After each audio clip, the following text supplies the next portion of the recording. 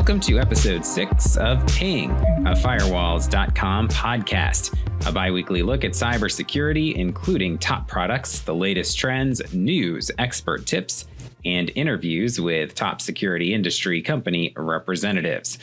I'm Kevin Baxter, and I'm joined by my Firewalls.com colleague, Andrew Harmon. Andrew. Greetings. As we dive into a different featured topic each episode. New episodes of the podcast come out every other Wednesday, so subscribe or follow on your favorite podcasting platform to get the latest one. And feel free to leave a comment or email us at podcast@firewalls.com with feedback or questions. Now on to our featured topic and our guest for this episode. We talk a lot about why network security is important for small businesses, but once someone recognizes that they need a solution, it can be a real challenge to figure out what equipment to buy, what services to activate, and where to turn for help. It can be daunting for someone without much of a background in the field, and even for someone who's just had trouble keeping up with the changes in technology that seem to occur in the blink of an eye. For this episode, titled Navigating Network Security, we thought we'd turn to someone we know pretty well here at Ping, who also happens to lead a team that knows quite a bit about how to protect networks of many shapes and sizes. Firewalls.com Director of Sales, Anthony Mershot. Thanks for having me. Welcome. Thanks for joining us. Absolutely. To get started, we just wanted to have you tell us a little bit about how you and your team help people navigate that network security space. Like Andrew said, there's a lot of shapes and sizes. It's not a cookie cutter type environment out there for everyone's business. So everyone's got different needs and a different business model and budget and all of those things. So it can definitely be difficult to navigate, especially if you're not a security versed professional. And what we do with my team is basically provide a custom built solution, sized solution for your needs and environment. And there's a lot of variables that go into that a lot of end users don't actually know all of the things that can vary between sizes of a firewall or the services offered on a firewall. So we do a lot of discovery and investigative work questions to get all of the specs and pain points that a customer has to make sure that the solution we provide them is the best fit for their environment. Well, let's start broadly before we get to talking about devices, services, or software or anything like that. Let's say a hypothetical Mr. X has just started his first business and he's setting up a small office. Starting from square one, what are some factors he should be considering as he's setting up? So that's the perfect place to start for most end users is before they're already up and running and have everything in place and they start to think about a firewalling solution or some kind of software endpoint solution. And the things that we take into consideration primarily is the same across a lot of businesses, but obviously every business is different. So the size of the company, how many end users, desktops, workstations, laptops will actually be on the network. We like to think about the future. So obviously everyone's plan with business is to grow their business and have more customers, but with that, more employees. So we like the size, thinking a little bit into the future so that if you do experience good growth like you want, you're not turning around in a year and needing to repurchase an entire solution for your business. So we look at your current user base, where you hope to be or predict to be. A lot of people, when they're starting a business, they need internet, they need a network connection coming in from an ISP, from a service provider. And that speed that you get, that you pay monthly for, can also greatly affect the size of firewall you need, the type of performance you're going to get, all the way down to your workstations or servers. So there's a lot of sizing considerations before you open the doors of the start of your business that need to be taken into account. And generally, you don't want to pay for a very, very expensive, high-speed, gigabit plus type connection, and you're paying monthly for that ISP connection, but not budget for your firewall and that only supports 100 megs, 1/10 of what you're paying for from your service provider. So anybody that's in the planning phase should definitely do their homework on that or consult with Firewalls.com. Even if you don't ultimately purchase from us, there's a lot of insight and experience that we can provide to you to mitigate any of those speed bumps or wasting money. So this whole premise is based on the idea that this is not a snap purchase. You have to put some thought into it. So let's say that our Mr. X, very creative name that I came up with. Yeah, it's good. Yeah, thank you. Once he has the lay of kind of his own business land, what devices will he need to get started? You mentioned firewalls. So we'll give a little bit of information as a hypothetical that he has, say, 25 employees. Some of them may work remotely, and he does need Wi-Fi. It's good to know the 25 employees. We have kind of a user base to work from. They're working remotely. So, a best practice would be to have a VPN connection for those users to access the business network resources, access data, applications over that VPN, which would be a secure connection from the employee wherever they are, at home, on the road, what have you. So we want to definitely take that into account. The number of VPN connections and concurrent users that will be connecting remotely on a daily basis. Wireless is kind of the same as sizing the firewall. We need to know how fast your connection is. How much do you want to pay for performance? Do you want all of that connection if you have a very high speed connection, or is that not in the budget? The different Wi-Fi access points, what type of wireless they can actually provide, whether that's the AC standard, wireless N standard, Wi-Fi 6, those things are always changing, and the latest and greatest cost money. So there's a lot of those things that you take into account on the budgeting side. There's integrated wireless that's offered on certain firewalls. Generally, that's only for a very, very small office, maybe 5 or so users. And we get a lot of customers who don't talk to us, and they purchase one of those integrated wireless units for 25, 75, all the way up to 100 users. And then 6 months later or a year later, they come back and they want to know why they're getting such poor wireless performance. We do heat maps to make sure that the access points are deployed in the right spots. Building materials can affect your wireless performance. So those are all considerations that need to be taken into account before you just pull the trigger. And that's just a few. That's just off the top of my head. But the more complex the environment, the more homework and deliberation you should do. You definitely don't want to just look for a picture price, buy now as cheap as possible, and expect to get all of that ISP connection that you pay monthly hundreds, thousands of dollars for. And then you implement this solution you didn't talk to anybody about, and you're not getting any of that. So definitely a lot of considerations. Before we leave the early stages of this, you touched on this, but just to reiterate, we talked about, in our example, 25 employees. What does that usually correlate to in terms of actual users? Because it's not just 25 users with 25 Right. employees. There are a bunch of different users, basically any connected device, right? Yeah. These days, no user has just one device. Now, there's different ways you can approach that. If you want to allow your employees to have a cell phone or a tablet that's maybe not work essential connected to the Wi-Fi, but generally you're going to have everybody with at least 2 devices. You're going to have some form of a workstation laptop as well as a phone. I've seen in construction environments where they have a lot of people rotating in and out in the actual physical business office, where guys from the field will come in with a laptop, a tablet, a phone, all of them connect to Wi-Fi. They use mission critical apps on the iPad, and then they use different stuff from the workstation. And so you're getting into 25 users, could be 75 devices. And basically what it all comes down to, if you boil everything down as simple as possible when it comes to a firewall or a Wi-Fi access point, is the processing power within that unit. And the more you throw at that processor, the more load it's taking on, the less headroom or the less performance it can offer to do all the jobs that it's doing. So a lot of factors that you'll consider. But yes, like you're saying, 25 employees can be misleading because there's a lot of people with multiple devices, but then you get printers on the network. You've got servers on the network. Maybe you have dedicated workstations for conference rooms or a workspace.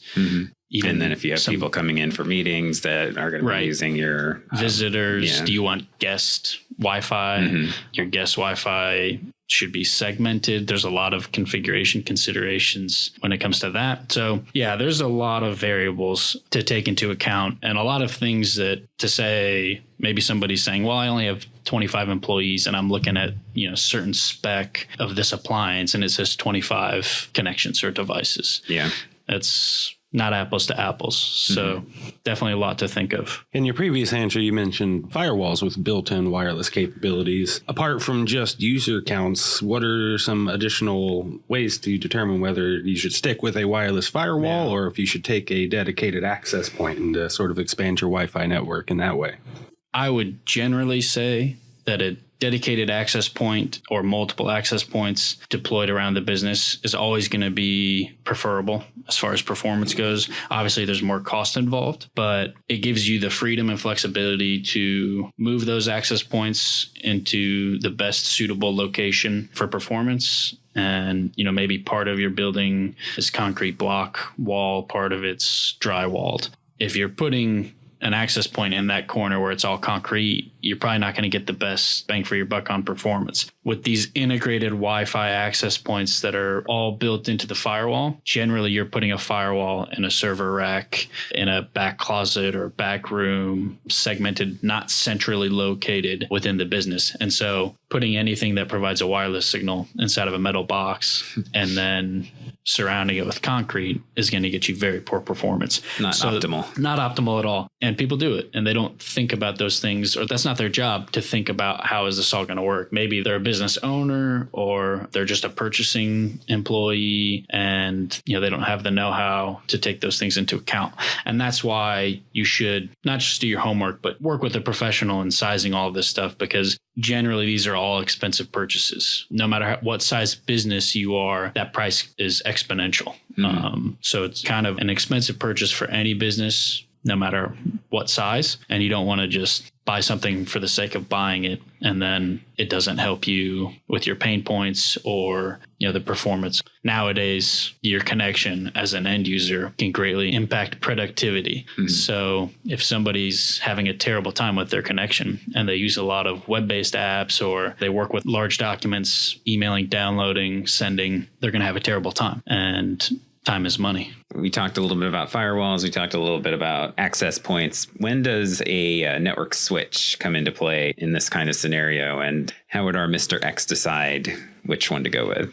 Switching is almost more involved than some of these other things because they have a lot of capabilities where if you buy the right switch with the right capabilities, you could use one specific model or unit compared to if you don't, or you don't have the know-how to configure these properly. Physically, you might end up with 5 switches where one switch could do the job. Now you're talking about points of failure, 5 times the possibility that one of those goes out, 5 times the space in your rack or wherever these things are located, 5 times the cabling that has to run to all these. So if you do things the right way and you have somebody who knows what they're doing configuring those things, you can actually reduce your total overhead cost when it comes to switching. But there's a lot of things to consider. So there's PoE, power over Ethernet, is becoming more and more prevalent for office phones, for access points, so that you don't have to have a physical electrical outlet next to every one of these devices, whether it's a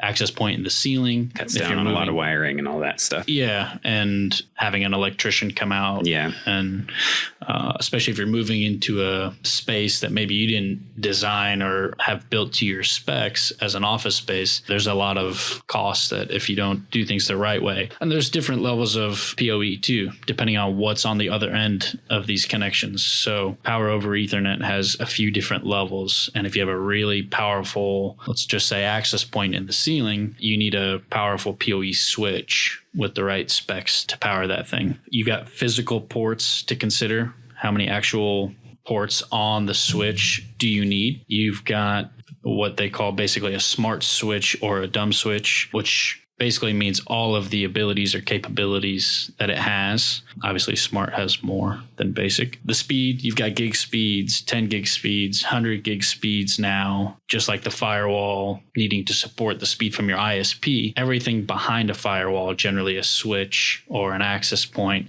has to also support that speed. So buying an expensive, large, very fast firewall, but then bottlenecking it with a cheap, slower speed switch is also going to affect your end user's performance. Yeah. So a lot of things to consider. Are you going to use VLANs? Who's going to configure and set up those VLANs or switches in general? Definitely a lot of things a business owner or IT professional needs to take into account. And nowadays, there's so much capability and training and just for even a switch that if you're a jack of all trades type IT guy, you might not actually know how to do this piece, within the IT world or the security world. You're not a security professional, you're a Windows guy. Totally different from configuring a firewall with best practices to protect your business. So firewalls, network switches, APs, Mr. X sort of has a good idea of his core on-prem equipment here. What about software services?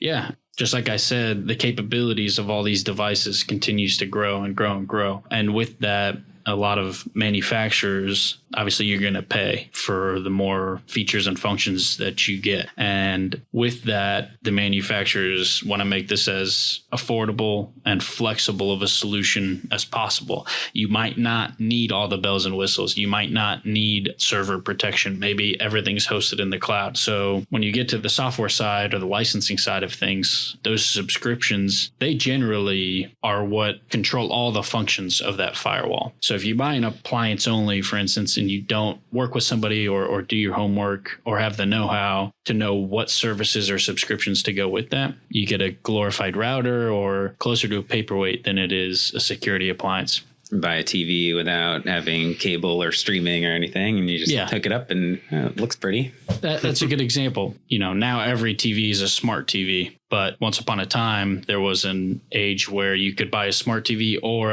let's call it a dumb TV, and you're not going to be able to stream Netflix. You're not going to have Amazon Prime. You're not going to have YouTube, all of those things built into the TV. And if you don't do your homework, and those are things you need or want, and then you go buy a dumb TV and you get home, you plug it in, relax and to watch some Netflix, and my TV doesn't do that. So it's the same with a firewall, security appliance. You want to make sure that you have all of the things enabled or baked into the solution that you need for your business or that you need for security or that you need for performance. A lot of variables and factors. But buying a physical appliance is almost less important than the security subscriptions you buy. Bouncing off of that, one of the things that you want to do is know your business landscape, and then you can find from any manufacturer, they'll offer a lot of these services a la carte or in a bundled form. So what's typically your recommendation on that?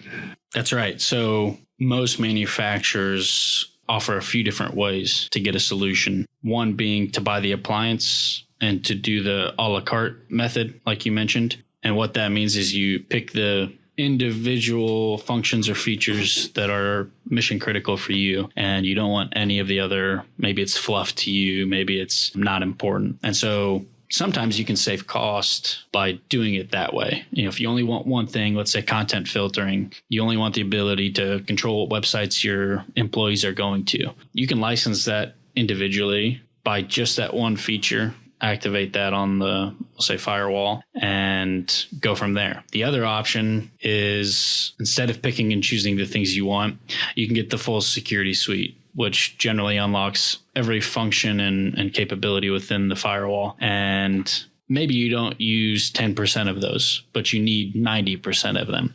That's almost always a cheaper option to just go with the full security suite than to try and pick and choose these 1, 2, or 3 features, because sometimes that ends up costing more going the a la carte route. And then you get the bundled option, which is the physical hardware and the full security suite as one item or one SKU.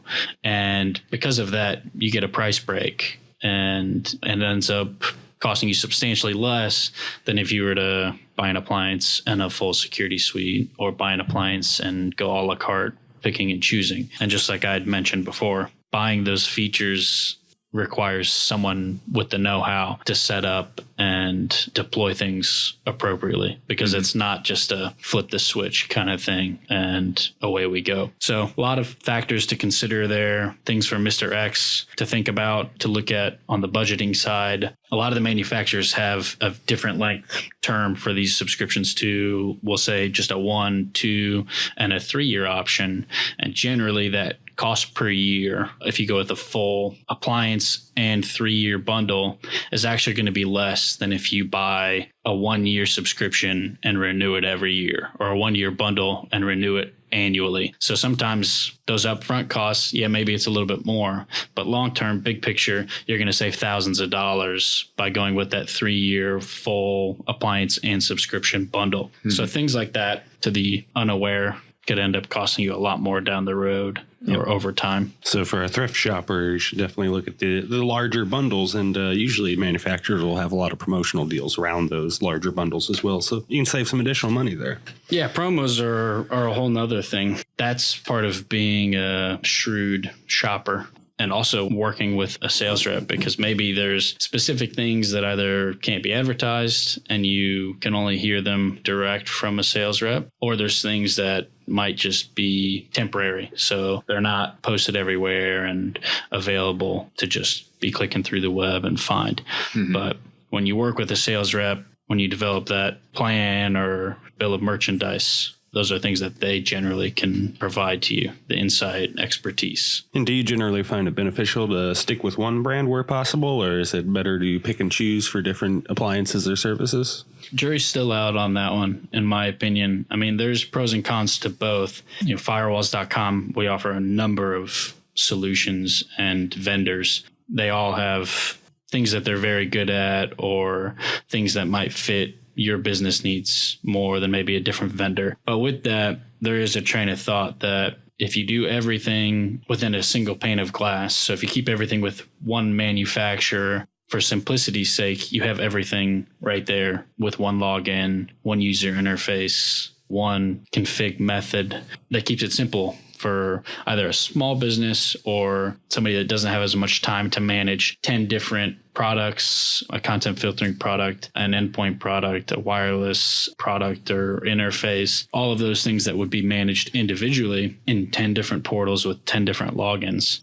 You can bring that all into one when you keep it with one manufacturer. The other side of that, from a security standpoint, is that keeping everything segmented on your security, a different endpoint than your firewall provider, can minimize your risk if something happens and say vendor A is subject to an exploit or a backdoor or a firmware update that breaks something. Then all of your 10 pieces of that, if you're with one vendor, could be subject to those failures. Whereas if everything is from a different vendor, maybe you only have one piece of your security landscape that's compromised. That's a thought, at least, for both of those. And I don't subscribe to one train of thought on that, because every business is different. Every product is at least a little bit different and designed to meet a certain need. So as an end user, it comes down to what best suits your budget, your business, your security posture at the end of the day. So there's not a wrong or right answer to that. I think it'd be interesting to hear our users' opinions on this sort of out into the jury, and drop a comment and let us know what your opinion on this conundrum is. It's like any good debate. Everybody has a thought, an opinion, or experience that can sway them to one way or another. Somebody might have been victim to the single pane of glass type environment that ended up compromising them, and some people might swear by it. So I would be interested to see what the split of option A and B, what people are doing or what they would prefer. It would be interesting.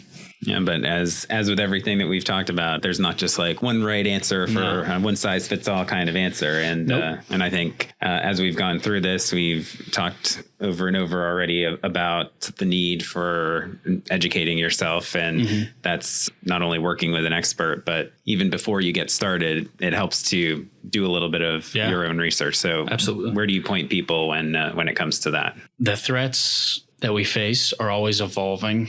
And as such, these products are always evolving, or new products are being created to address a new threat. So staying educated not just during your initial purchase, but maybe after or down the road, or when something goes end of life and it's time to replace it.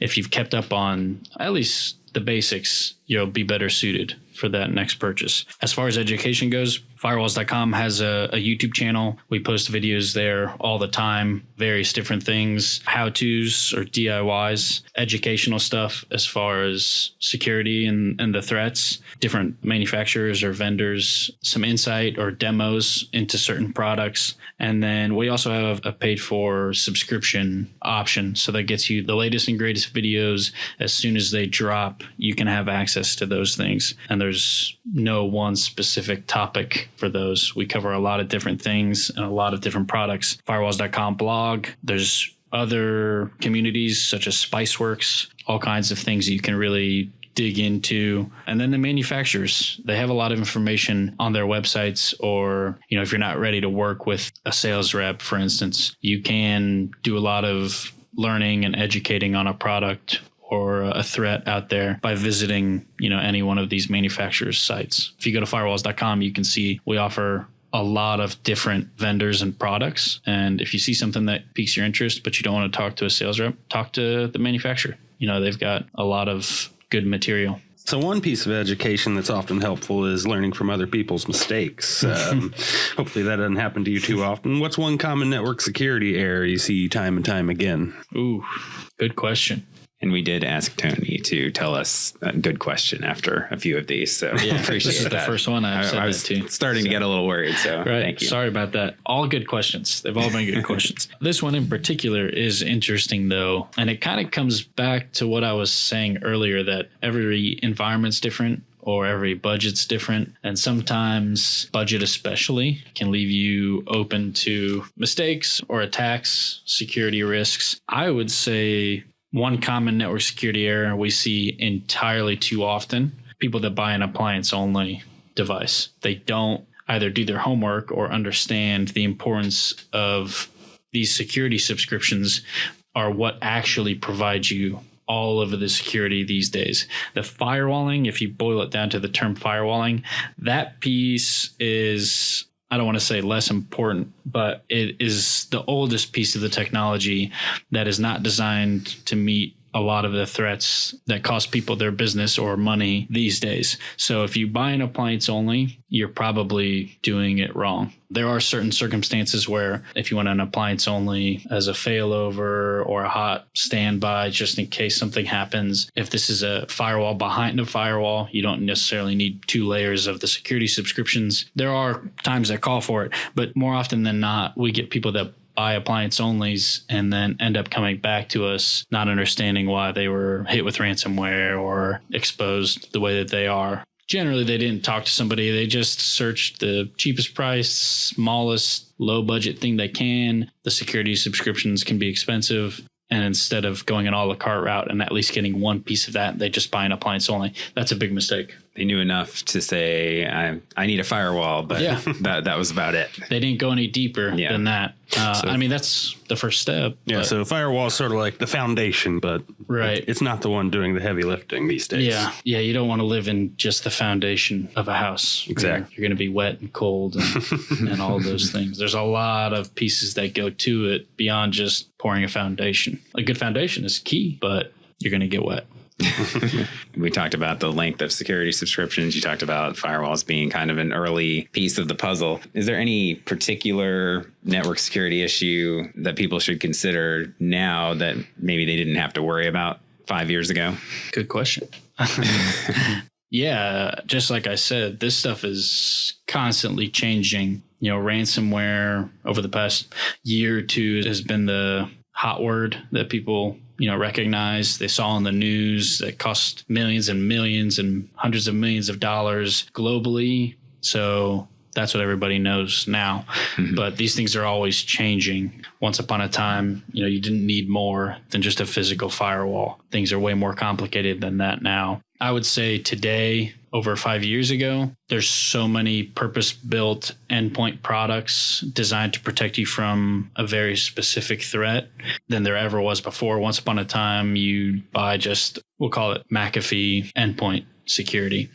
And that was it. It was that simple. The name was that simple. Now there's names on top of names in these product names, and you could get away with that. These days, you need a multi-layered, even endpoint solution to make sure that you're covering all your bases. The necessity for backups 5 years ago might have just been to prevent losing everything in the event of a hardware failure. Now with ransomware and encryption, you need a good backup, and then you need a good offsite backup as well. You need a good DLP policy or best practice to make sure that worst case scenario, if anything happens to you, you can get your business up and running again, in a day or 2 days.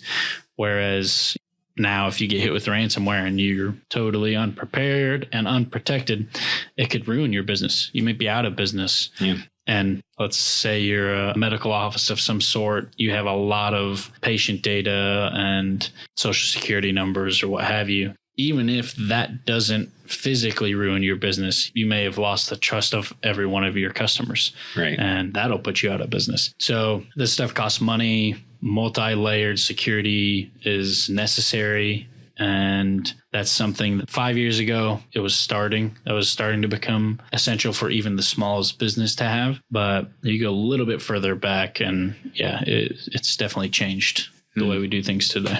So Mr. X seems all set up here, and others like him out there listening to this whole discussion. When budgeting for network security costs, where should they place network security on their priority list? That would go back to another common error that I see time and again, is that the network security line item on your budget list is pushed way too far down for all businesses. If you don't understand what's at risk or think about the thought of losing your company and what that means to your employees or your family or all of those things, that's a big mistake people make. They don't put it at the top of their list or towards the top of their list, because I don't think there's very many businesses that operate today that are not connected to the internet or have some type of data that is mission critical, that if they lose it could mean big issues. So that's a big mistake people make. And to your question of where should they put it, if it's not number one, it might need to be number two as far as budgeting goes, because it may cost a little bit to implement, but it's going to save you a whole lot if something happens. And generally, the things happen to the low-hanging fruit. So if you put yourself higher up in the fruit tree by protecting, more and more of your business, then really that moves you even further away from the threats, let alone the ability to recover from something if it happens. But everybody wants the low-hanging fruit, including cyber criminals. Yeah, the less time they have to put into Right. getting something out of their attacks, then the better. Right. Yep. Easy turnaround, easy money for them. And unfortunately, there's just entirely too many of those people and businesses still out there rolling the dice every day or not putting their network security budget towards the top of the budget list. All right. Well, Tony, thank you very much for coming in and joining us in studio today, our first in-studio guest on Ping. No, thanks for having me. And if there's anybody out there that has questions, needs advice, needs expertise, needs to purchase some kind of a solution to protect their business, give us a look at Firewalls.com. We're just a few clicks away.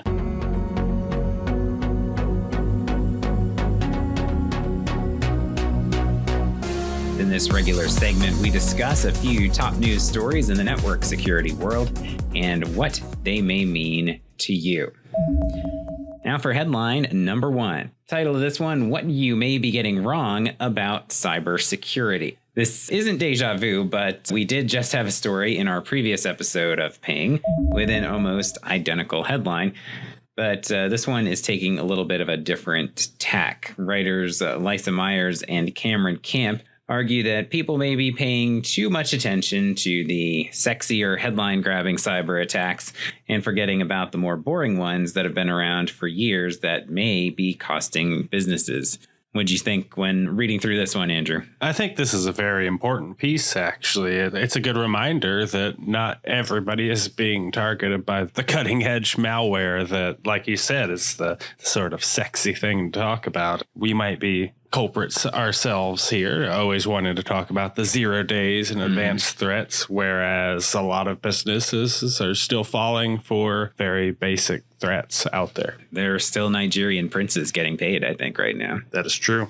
It's interesting, too, because we just talked with Tony about this, and one of the last things we talked about was the fact that, sometimes cyber criminals want the easiest path from A to B. They may be a little lazy and just go, this has worked before, and I'll just throw this out there and see what happens. Yeah, and I think it's important to sort of slow down from time to time and the network security arms race and revisit the basics, sort of like any sport you play. You can do all sorts of advanced drills and so forth, but every now and then you need to go back to the basics of dribbling and fielding ground balls. Yep, the fundamentals are key. So it talks about, as a solution to this maybe lack of thought about the fundamentals, you really do need to go back and take a look at a couple of the key things that are happening right here. So they mentioned phishing as one of the key examples that are still a very successful attack vector. Also mention cloud permissions as another one. The way this is set up really applies to all sorts of different scenarios, though. Right, and as many 0 days and malware cocktails are out on the market, the most common point of entry for hackers is still just getting someone to click on something in their email. So as long as you can put a typo squatting a URL on a hyperlink, you can still get the job done. You don't need cutting edge threat exploit technology that Microsoft hasn't found quite yet. You can just get away with the old things. A lot of times the really complex 0 days are out there to infiltrate much more highly secured networks to begin with and large scale targets. Not that it's impossible that you could be affected by one, but those are certainly the greater dangers. So a couple of things that they prescribe, some tips that we don't necessarily always see in some articles similar to this. Going back to email phishing, first of all, one thing that they really encourage here is for your own organization's network, you want to have email security and specifically domain security, because if somebody does look to do some type of social engineering attack with a phishing email, if they can send something from your organizational domain to others in your organization, it's much more likely to look official. That's true. And another social engineering point in this article is they mentioned that if businesses are able to spy on messaging apps or email, that does give them greater context to make more specifically targeted social engineering attempts later on. Apps like Slack, all sorts of different messaging apps, people use those in their workplaces every day quite a bit. I think it's pretty much everywhere. And for various items, maybe some light chats here and there, but you also share files sometimes, maybe even passwords. But not best practice, not but it best happens. practice, but it does happen. And because that's the way that you're communicating with someone, and sometimes it's easier to just keep doing it on your app like that rather than pop out and send an email or make a phone call. So those are definitely places where not only can they learn behaviors and maybe some insight into the people who work there, but also they could physically just get some data right off of those.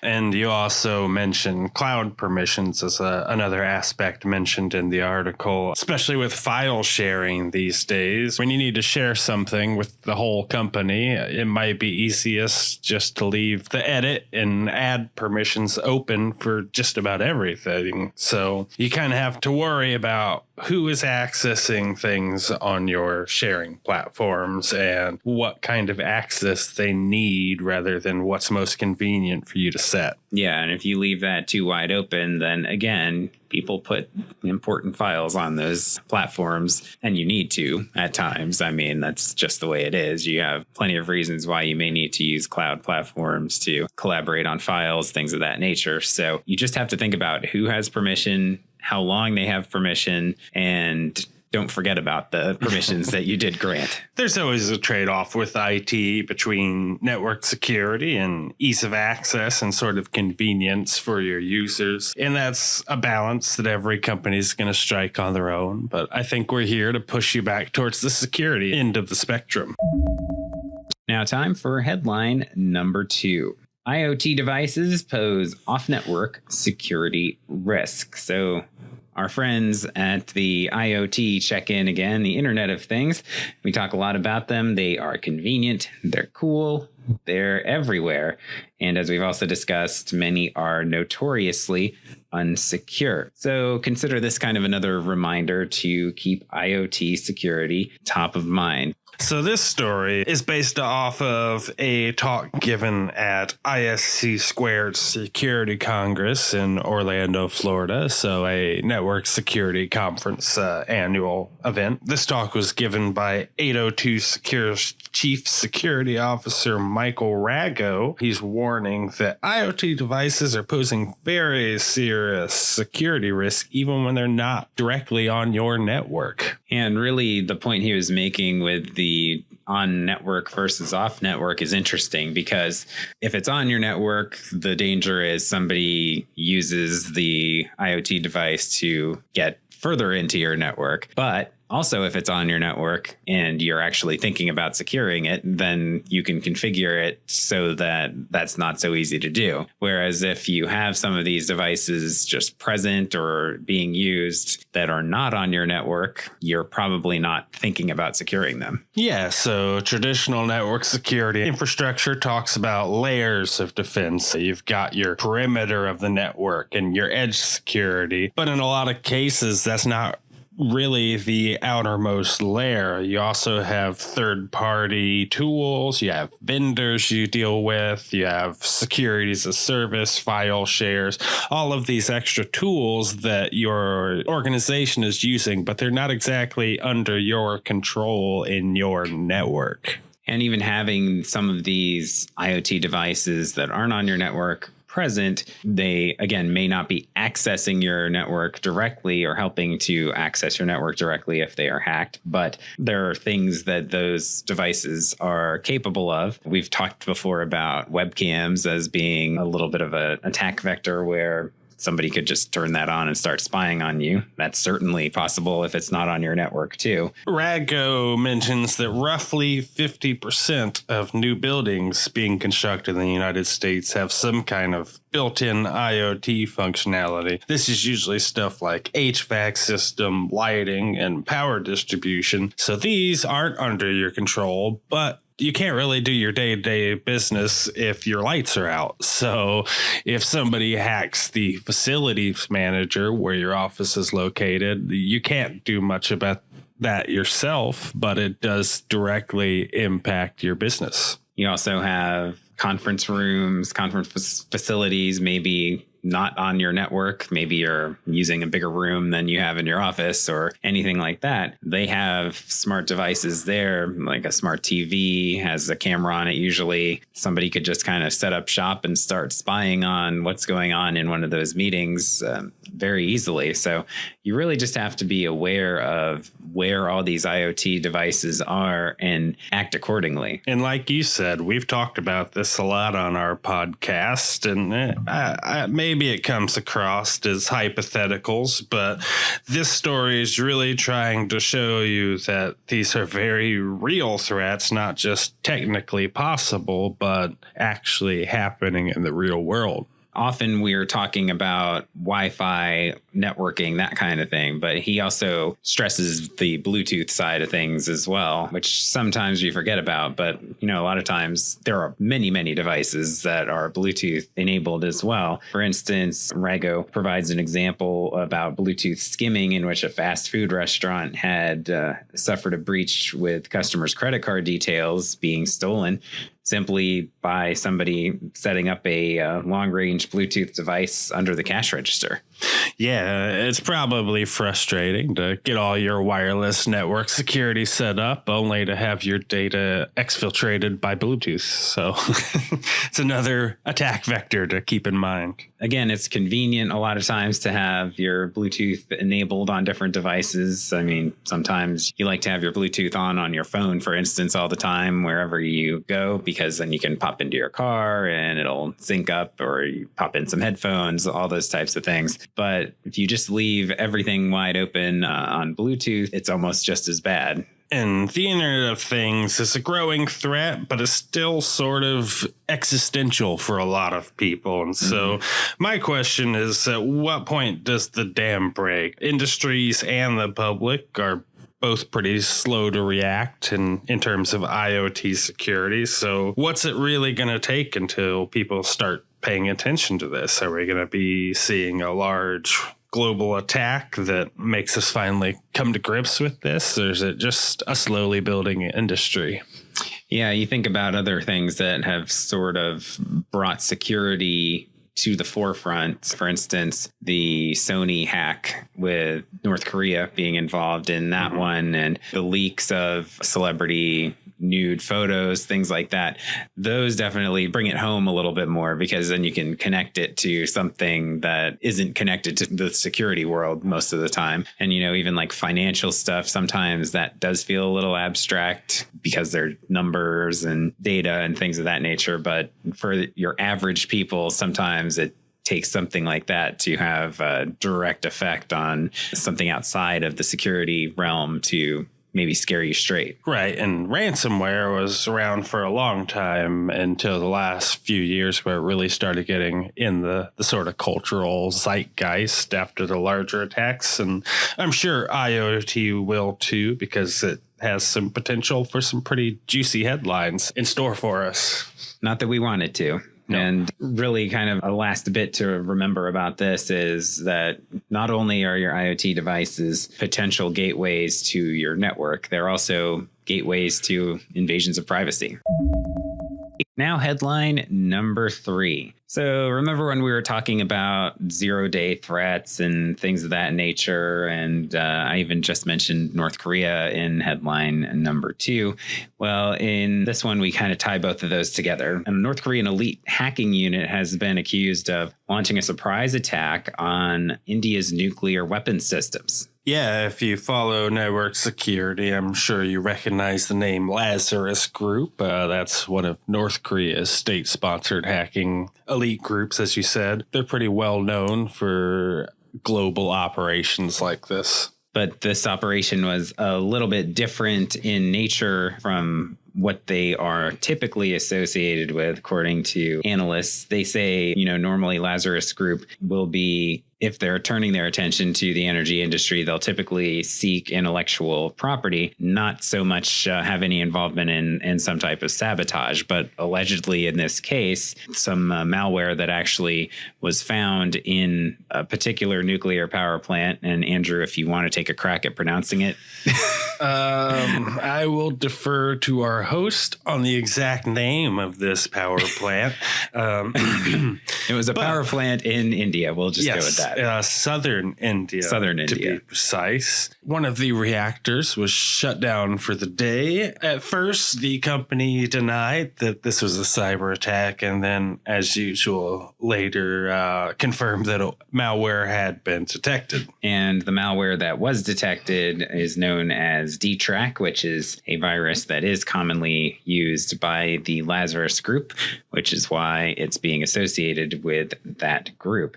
But it was interesting to see some of the other ways that this particular virus has been used and evolved over the years. Started out as a virus to basically skim data from ATMs, people's ATM cards. It would be in an ATM and read and store the card data.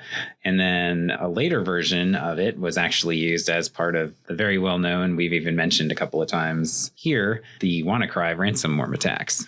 Yeah, it's a bit strange to think about. North Korea has one of the least sophisticated internet infrastructures out there, but they do have top-tier hackers on their payroll. So it's a strange dichotomy there. Yeah, and the article actually points out how that's occurred. They actually have reportedly had a bit of a focus on it, developing sort of a pipeline of technologically savvy youth, identifying kids who are good at science, math, things of that nature, and sending them through sort of a training track that takes them all the way through university with a focus on the cyber world. Yes, and it's believed after college they're sent even further through a very intense hacker training program based in neighboring China. So they get on this fast track program from middle school, like you said, and sort of study cybersecurity and offensive hacking all the way until they're old enough to join the team, so to speak.